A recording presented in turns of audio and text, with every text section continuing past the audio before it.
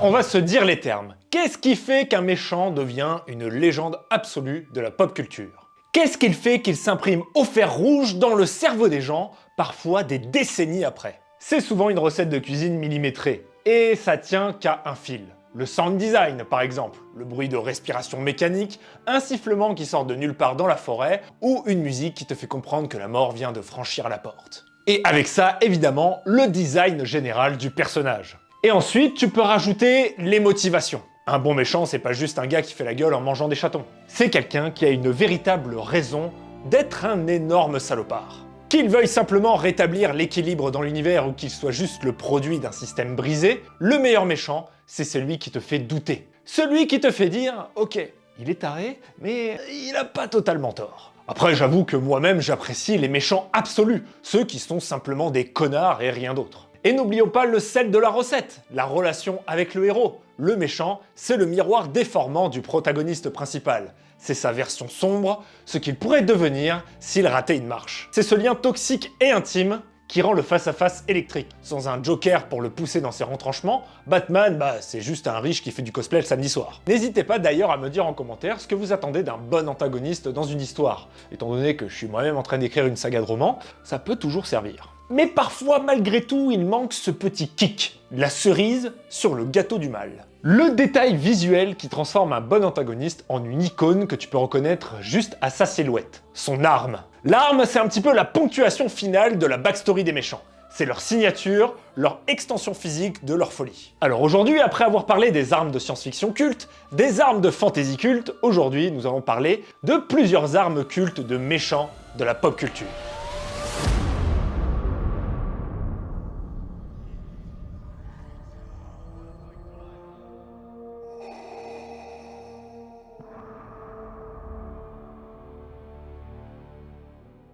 On commence par le patron, l'asthmatique, le plus terrifiant de la galaxie. L'homme qui a réussi l'exploit de mettre à genoux l'univers entier alors qu'il a besoin d'un inhalateur de la taille d'un frigo pour monter 3 marches. Je parle évidemment de Dark Vador. On fait difficilement un méchant plus culte, toute œuvre confondue. Moi par exemple, je suis plutôt team Seigneur des Anneaux, j'aime beaucoup moins Star Wars, mais faut avouer que Vador, il est quand même plus intéressant que Sauron. Peut-être fait une connerie en disant ça, moi. Notre cher Seigneur Sith, c'est un char d'assaut humain en cuir noir qui dégage une aura de terreur telle que même ses propres amiraux s'étouffent seuls dès qu'il rentre dans la pièce. Je suis quasi sûr qu'il y est vraiment pour quelque chose là-dedans. Ah bon? Et son arme, c'est le symbole ultime de cette peur. Une lame de pur plasma, rouge sang, qui vombrit avec la rage d'un volcan en éruption. Que tu entends ce bruit, tu sais que ta journée est terminée, et d'ailleurs que tu sois son ennemi ou son allié. Vous avez vu? Il est stylé, hein? Eh bien, si vous aussi, vous le voulez, sachez que cette vidéo est sponsorisée par l'entreprise Sabre Galactique, et je suis très content parce que c'est la deuxième fois que nous faisons un partenariat tous les deux. Et le timing est absolument parfait parce qu'en ce mois de mai, on fête la sortie au cinéma du film The Mandalorian and Grogu. Pour l'occasion, la boutique sort 2 nouveaux modèles de légende inspirés de la série. Le mythique Darksaber, et là pour le coup je suis super content parce que celui-là, on peut l'utiliser en combat. Parce qu'avant j'avais un modèle, mais c'était juste de la déco, c'est un peu frustrant pour un combattant. Et avec lui, les sabres mythiques d'Ashoka Tano. Et là, on n'est clairement pas sur du jouet en plastique. Les poignées, qui ont des détails absolument fantastiques, eh bien, elles sont en aluminium. Et les lames en polycarbonate, ce qui veut dire que vous pouvez joyeusement vous foutre sur la gueule sans que ça explose au premier choc. Et en plus, vous pouvez personnaliser votre couleur à l'envie, personnaliser le son, enfin bref, vous pouvez vraiment vous approprier l'objet. Mais le vrai plus de chez Sabre Galactique, c'est la gravure personnalisée gratuite. Vous pouvez inscrire ce que vous voulez, que ce soit votre pseudo ou votre nom sur la poignée pour un sabre unique au monde. Personnellement, j'ai fait graver le nom de ma future saga de romans sur le Darksaber. Peut-être qu'un jour on en reparlera. Et attention, pour avoir ces sabres, c'est via un système de précommande qui s'arrête le 31 mai à minuit. Pendant cette période, le Darksaber tombe à 249,95 € et le pack Ashoka à 279,95 €. Et comme ils sont super sympas, vous avez en plus moins 10% supplémentaire avec le code ENLIS10. Ce qui vous fait par exemple le Darksaber à 224,96 € au lieu des 300 balles de base. Bref, c'est le moment ou jamais de braquer la boutique. Scannez le QR code juste ici ou cliquez sur le lien dans la description. Et je les remercie de nouveau soutenir la chaîne YouTube. Bon, avant d'aller plus loin sur Dark Vador, on va se mettre d'accord tout de suite, le sabre laser en lui-même, c'est l'arme la plus culte de toute l'histoire de la fiction. Point barre. J'ai d'ailleurs fait une vidéo entière sur pourquoi cet objet a brisé toutes les règles du game, alors si vous ne l'avez pas vu, foncez. On parle de l'arme dans le cinéma, mais aussi beaucoup dans son lore. Mais pourquoi le sabre laser rouge de Vador reste encore aujourd'hui le boss final dans nos cœurs? Pour bien comprendre pourquoi ce sabre est devenu le pilier central de la pop culture, il faut se remettre dans le jus de 1977. Imaginez le choc thermique pour les spectateurs de l'époque, où la science-fiction c'était encore un truc ultra propre, kitsch à souhait et utopique. Et là débarque le premier film Star Wars. La première scène, un couloir blanc immaculé, de la fumée, des tirs de laser dans tous les sens, et soudain, le silence. Vador entre. C'est une silhouette noire de samouraï immense qui se découpe sur un fond de soldats blancs. Il ne dit rien, il respire juste comme un compresseur en fin de vie, et il n'a même pas besoin de dégainer son sabre pour que tu comprennes que l'air va devenir irrespirable. Et c'est ça la force du design de Vador. Son arme est une promesse de violence et n'a même pas besoin d'être vue pour être redoutée. Et quand il finit par l'allumer face à Ben Kenobi, le contraste est total. On a vu le bleu des Jedi,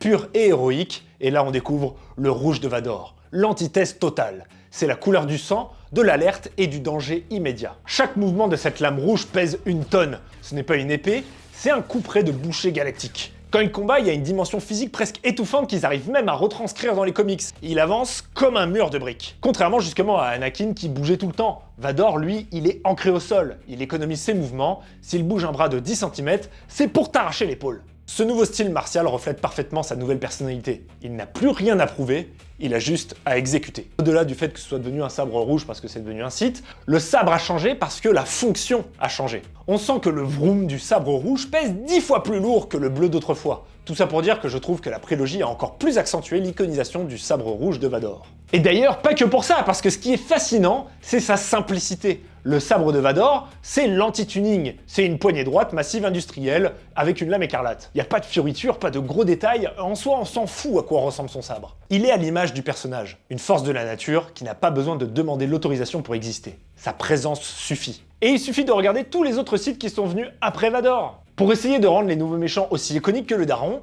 on a dû rentrer dans la surenchère de features sur les sabres. Dark Maul, il lui fallait un double sabre pour épater la galerie. Et le Comte Dooku, il a dû se payer une poignée courbe pour faire escrimeur de luxe. Kylo Ren, il a fallu rajouter des gardes laser pour faire médiéval instable. À chaque fois, on rajoute une particularité, une gimmick pour essayer de compenser. Mais Vador, lui, il s'en tape. Son sabre, il est classique, banal, parce que c'est l'homme qui est derrière qui fait tout le boulot. Il n'a pas besoin d'un sabre qui fait le café et qui se transforme en hélicoptère.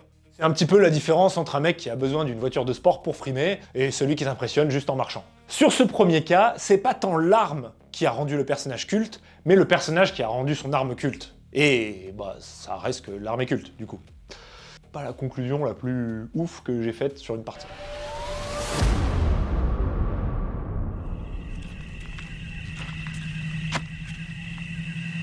Hi. You're Rick, right? I'm Negan. Bienvenue dans la plus connue des apocalypses zombies, là où le moindre tournevis devient une relique. Dans l'histoire des méchants, Negan est un cas de figure fascinant. Il n'a pas de super pouvoir, il n'a pas d'armure high-tech, c'est juste un mec avec un blouson en cuir, un sens de l'humour, on va dire très spécial, et une batte de baseball entourée de fils de fer barbelés. Et on va être honnête 2 secondes, la batte de baseball avec des clous et du fil barbelé, c'est le kit de survie post-apo estampillé Abri 101. Hein. C'est le premier truc que tu craftes dans n'importe quel jeu de survie. Et vu, revu et archi-revu, de Mad Max à Dead Island, d'habitude, c'est l'arme du survivant numéro 4 qui se fait bouffer au bout de 3 minutes. Mais pas avec Negan. Avec lui, on change de dimension. On découvre à quel point le contexte et le personnage peuvent transformer une vulgaire planche de bois en un véritable artefact de pop culture. Que ce soit dans les comics de Robert Kirkman ou dans la série DMC, l'apparition de Lucille, la batte de baseball, a provoqué un traumatisme collectif. Pourquoi? Eh bien déjà, une des premières raisons, c'est que Lucille, ce n'est pas qu'un objet. C'est une personne.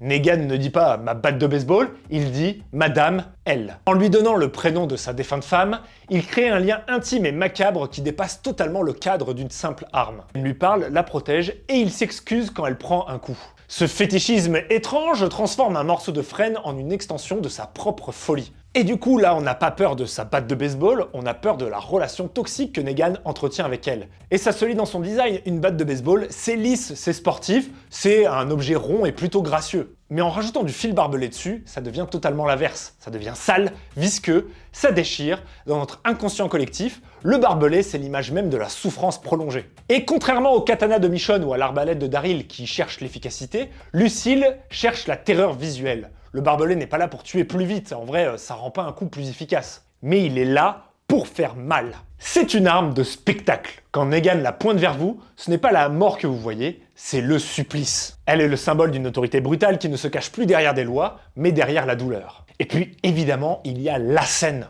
Le moment où Lucille entre dans la légende par la grande porte, et par le crâne des autres aussi. Dans le comics, le dessin de Charlie Adler est d'une violence graphique absolue. L'image de Glenn, l'œil sorti de son orbite, balbutiant le nom de Maggie sous les coups de Lucille, est devenue l'une des planches les plus iconiques de l'histoire des comics américains. Dans la série, c'est le sound design qui a pris le relais. Ce bruit sourd, craquant et organique, Lucille est culte parce qu'elle est l'instrument du plus grand basculement émotionnel de l'œuvre. Si le groupe de Rick, ils en avaient déjà bien chié jusque-là, cette scène-là, elle marque définitivement la fin de leur innocence. Dans ce sens, Lucille est aussi un instrument de gouvernance pour Negan. Elle est le sceptre d'un roi déchu. Et dans cette scène, on découvre que Lucille est à la fois le juge, le jury et le bourreau. Le simple fait qu'il s'en sert pour faire un Amstramgram mortel transforme l'objet. C'est plus une batte de baseball, c'est une roulette russe, mais sauf que cette fois, t'as 100% de chance de perdre. Elle est l'arme qui a rappelé très rapidement à tout le monde que dans The Walking Dead, personne n'est à l'abri, même les personnages les plus importants et aimés des fans. Et elle le fait avec un sourire et un petit sifflement sympa.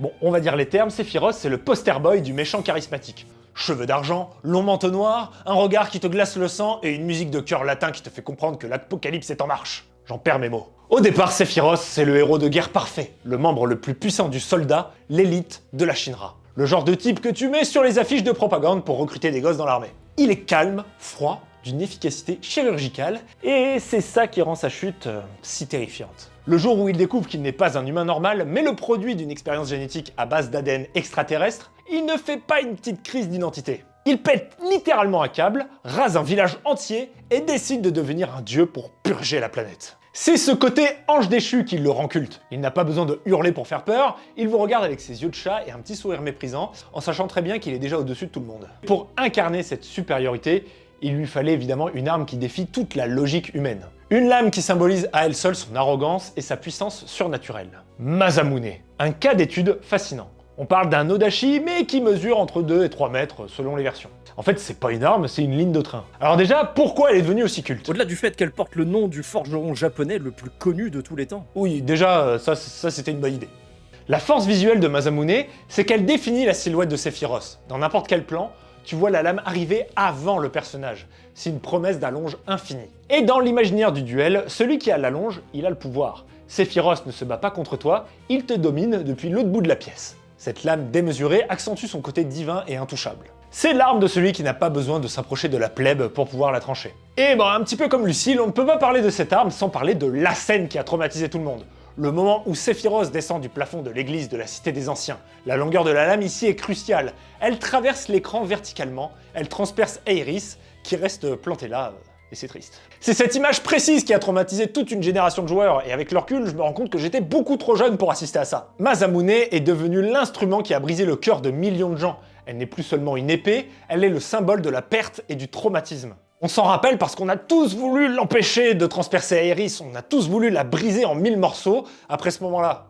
Et en plus, ce qui rend Masamune encore plus terrifiante, c'est le contraste total avec son rival de toujours. Quand on regarde le protagoniste, Cloud, son épée, la Buster Sword, c'est un hachoir à viande géant. Une plaque de métal massive, lourde, faite pour écraser. Quand Cloud frappe, il ne découpe pas, il pulvérise. C'est la force brute de l'outsider qui doit compenser par la taille du parpaing. Mais avec Masamune, c'est une autre dimension. On est dans l'élégance absolue et la finesse. C'est le gimmick du katana poussé à son paroxysme. Là où Claude a besoin d'un élan monstrueux pour t'exploser les côtes, Sephiroth peut te transformer en puzzle avec un simple mouvement du poignet. Cette impression de légèreté mortelle rend Masamune beaucoup plus vicieuse. On ne craint pas l'impact, on craint la coupure nette qu'on n'aura même pas le temps de voir venir. C'est le duel entre le marteau-piqueur et le rasoir. L'un fait du bruit, l'autre peut faire des cadavres proprement. D'ailleurs j'y pense, mais ça pourrait être intéressant de réfléchir à la longueur maximum que peut avoir une épée avant que ce soit complètement immanœuvrable.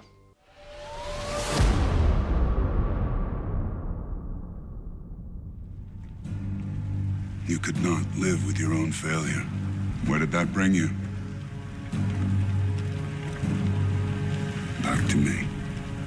On s'attaque donc à Thanos et sa fameuse épée à double lame. D'autant que là c'est quand même sujet à débat si c'est une arme culte ou pas, mais je vais vous présenter mon argumentaire et vous me direz si vous êtes d'accord. Et pour moi, si cette arme est culte, c'est pour une première raison. Elle a quand même réussi à nous marquer alors qu'elle passe juste après l'objet le plus iconique de l'univers Marvel, le gant de l'infini. Et elle ne représente pas juste un changement de look, elle représente aussi un changement complet de paradigme pour l'un des meilleurs personnages de cet univers. Parce qu'il faut bien comprendre la différence entre le Thanos d'Infinity War et celui de Endgame. Dans le premier, Thanos se voit comme un sauveur. Il troque son armure contre un petit gilet de rando, il est calme, presque serein. Le gant n'est pas une arme pour lui, c'est un outil. Et à aucun moment il l'utilise pour tuer quelqu'un. Parce qu'il veut que tout le monde puisse profiter de sa loterie. Il veut juste claquer des doigts pour équilibrer l'univers. C'est juste un pèlerinage spirituel. Parce que tu considères que balancer une lune sur Iron Man, c'est pas une tentative de meurtre? Oui, certes, mais disons que si Thanos n'avait pas voulu s'embarrasser de principe, il l'aurait transformé en blobfish pour lui marcher dessus par la suite. Mais sauf que dans Endgame, on récupère le Thanos du passé. Et là, on n'est plus chez les moines bouddhistes. Le masque du conquérant est de retour. Cette version de Thanos est saoulé, il est en colère et il a décidé de péter la gueule à tout le monde. Et en fait, c'est en utilisant cette arme qu'on comprend que le titan fou dans le film précédent, il se retenait le bonhomme. Pour nous le prouver, il n'a pas besoin de gemmes magiques, il lui faut juste son épée pour rouler sur la sainte trinité des Avengers. Le moment où cette arme entre définitivement dans la légende, c'est quand elle rencontre le bouclier de Captain America. On nous rabâche depuis 10 ans que le vibranium est le métal le plus résistant de la Terre, que rien ne peut le rayer, bref, que c'est le métal parfait. Et là, Thanos il arrive et il découpe le bouclier en deux comme si c'était du carton-pâte. L'épée devient le symbole de la supériorité physique absolue de Thanos. Il n'a pas besoin de tricher avec la réalité. Dans le lore, c'est jamais expliqué clairement, mais si on regarde bien, il y a des indices sur comment est fabriquée cette arme. Elle est certainement en Uru, le métal utilisé par les nains de Nidavellir pour forger les armes des Asgardiens comme Mjolnir ou Stormbreaker. Et un autre indice qui me fait dire que c'est ça, c'est que Thanos semble capable de contrôler la trajectoire de sa lame quand il la lance, un petit peu comme Thor avec son marteau. D'ailleurs, il paraît que cette technique est un hommage au Thanoscoptère dans les comics, comme quoi, heureusement qu'ils n'ont pas tout repris dans les films parce qu'il y avait bien de la merde quand même dans les trucs. Bon, par contre, son arme, c'est une aberration martiale. L'épée de Thanos, c'est deux lames montées en opposition sur une poignée centrale, un peu un design d'hélicoptère, justement. Et en fait, c'est vraiment ultra débile comme arme. Parce qu'en combat rapproché, quand tu fais ton coup, la deuxième lame, elle est orientée pile pour pouvoir te blesser toi-même. Donc en fait, t'es tout le temps obligé de faire gaffe à tes jambes ou à ton flanc pour pas te découper. Du coup, c'est vraiment un cauchemar à utiliser. Bref, voilà pourquoi moi je considère que la double lame de Thanos est une arme culte. Dites-moi en commentaire si vous êtes d'accord avec ça.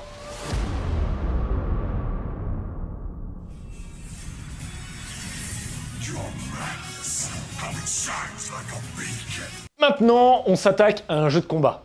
La série Soul Calibur, qui d'ailleurs était nommée Soul Edge dans les premières versions, ce qui est le nom de l'arme. La Soul Edge, elle est dans la grande lignée des épées abusément énormes qui corrompent les âmes. Des armes qui ne se contentent pas de trancher des corps, mais qui dévorent l'essence même de leur porteur et des gens qui se font découper. Mais selon moi, la Soul Edge, elle pousse le curseur un petit peu plus loin dans ce délire. Dans le lore de Soul Calibur, c'est une épée maudite qui dévore autant l'âme de ses victimes que celle de ses porteurs. Au fil des siècles, elle est devenue une légende et au XVIe siècle, elle disparaît. Le marchand d'armes italien Verci a engagé des mercenaires et des pirates pour la retrouver, puis lui, il a disparu.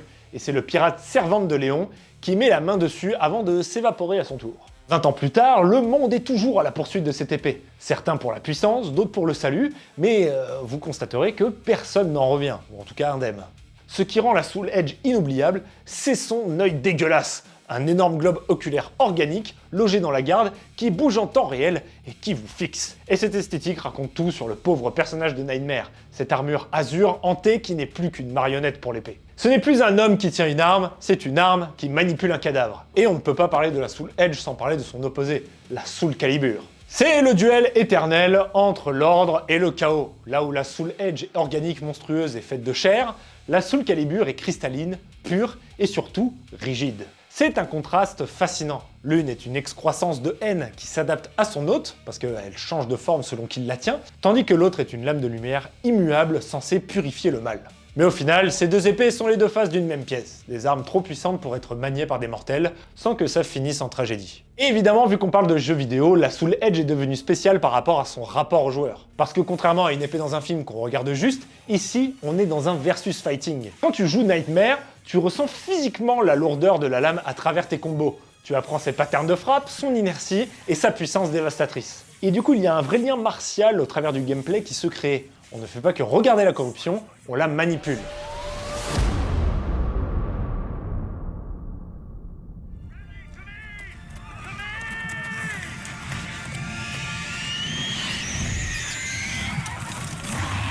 Alors là, on arrive sur du très très lourd, parce qu'on va parler d'un mec qui n'a pas de visage, pas de corps, mais qui a un sens du drame absolument terrifiant, le roi sorcier d'Angmar. D'ailleurs, petite parenthèse pour les passionnés, je vous prépare un épisode complet dédié aux armes du Seigneur des Anneaux et à leur inspiration historique réelle, parce que les films de Peter Jackson sont une mine d'or pour ça. Mais pour le fléau du patron du Nazgûl, j'ai décidé de faire une petite exception et de l'inclure ici. Pourquoi? Eh bien tout simplement parce que ce truc est totalement what the fuck et qu'il n'a absolument rien d'historique. Donc là c'est un peu pareil, peut-être que certains d'entre vous ne seront pas d'accord sur le fait que c'est une arme culte, mais je vais vous expliquer pourquoi. Ce qui la rend iconique, c'est son entrée en scène. Pendant la bataille des champs du Pelennor, face à Éowyn, le roi sorcier ne sort pas une petite épée de courtoisie, il sort un fléau qui ressemble à un boulet de démolition. Le sound design fait 80% du boulot. Le bruit de la chaîne massive qui racle le sol, le poids qu'on devine à chaque mouvement, c'est l'arme de l'intimidation pure. Visuellement, c'est le symbole d'une puissance qui n'a pas besoin de finesse. Le roi sorcier ne cherche pas à vous escrimer,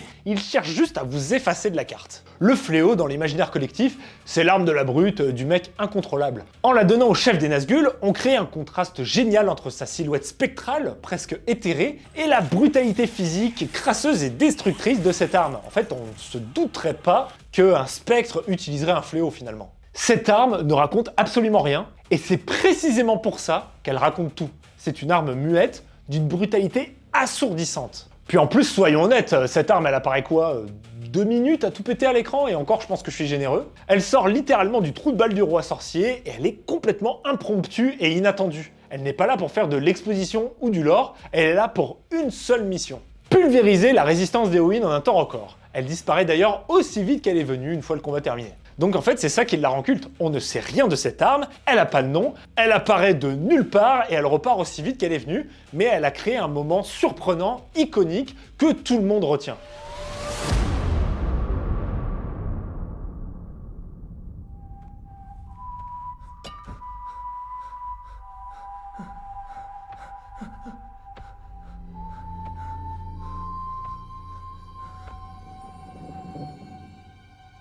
Bon, là, on va dire les termes, c'est probablement le meilleur antagoniste de ces dernières années. Et ce qui est dingue, c'est qu'au final, il reste d'une simplicité totale. Le loup du chapeauté 2 n'a pas de plan machiavélique pour conquérir le monde, il n'a pas de monologue de 3 heures, il est juste là parce que ton heure a sonné. C'est la mort, tout simplement. Et pour incarner cette inéluctabilité, il lui fallait des armes qui sortent un tout petit peu du lot. Et non pas du loup, parce que ça serait bizarre. Pas parce que j'ai dit tout à l'heure que l'autre avait sorti le fléau de son cul.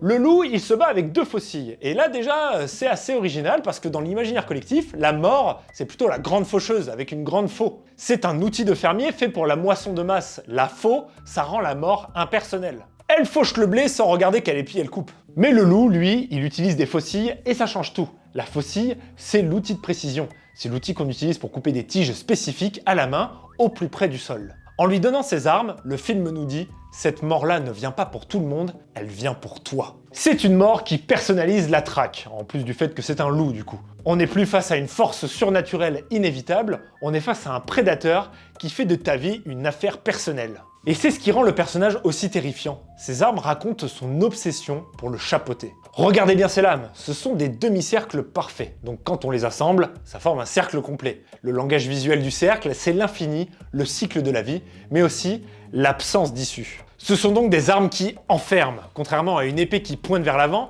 la faucille, elle crochette. Elle te ramène vers elle. Elle symbolise l'idée que peu importe à quel point tu cours, elles finiront toujours par te rattraper et te ramener au point de départ. Et en plus, les faucilles rajoutent à cet aspect visuel de griffe ou de serre. Leur courbure épouse parfaitement le mouvement d'une patte de prédateur qui moissonne sa proie. En lui donnant des faucilles, les animateurs ont créé une extension de son anatomie lupine.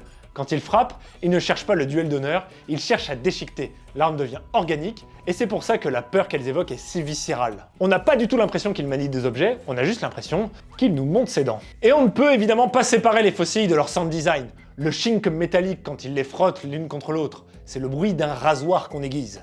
Mais c'est aussi surtout le bruit du temps qui s'écoule. Le loup arrive avec ses lames qui font presque des bruits de mécanisme d'horloge à chaque choc. Ces lames sont donc aussi un métronome. Chaque bruit qu'elles font rappelle aux héros et aux spectateurs que le temps de la plaisanterie est terminé. En tout cas, chers guerrières et guerriers, je vous remercie d'avoir regardé cette vidéo jusqu'au bout. Elle était un peu plus longue que d'habitude, mais j'espère que ça vous a plu. Je vous rappelle que vous avez jusqu'au 31 mai 2026 à minuit pour profiter de l'offre exceptionnelle sur le Dark Saber et le pack Ashoka Tano sur le site Sabre Galactique. Avec le code ENLIS10, vous avez moins 10% sur l'offre de base présente sur le site, ce qui fait que le Dark Saber passe à 224,96 € et le pack des 2 SA tombe lui à 251,96 €. Et je remercie infiniment Sabre Galactique d'avoir de nouveau fait confiance à la chaîne YouTube. En tout cas, si vous avez aimé cette vidéo, n'hésitez pas à mettre un petit commentaire, à cliquer sur la fonction Boost pour la propulser dans l'algorithme. En tout cas, moi je vous laisse, et en attendant la prochaine vidéo, gardez l'esprit affûté.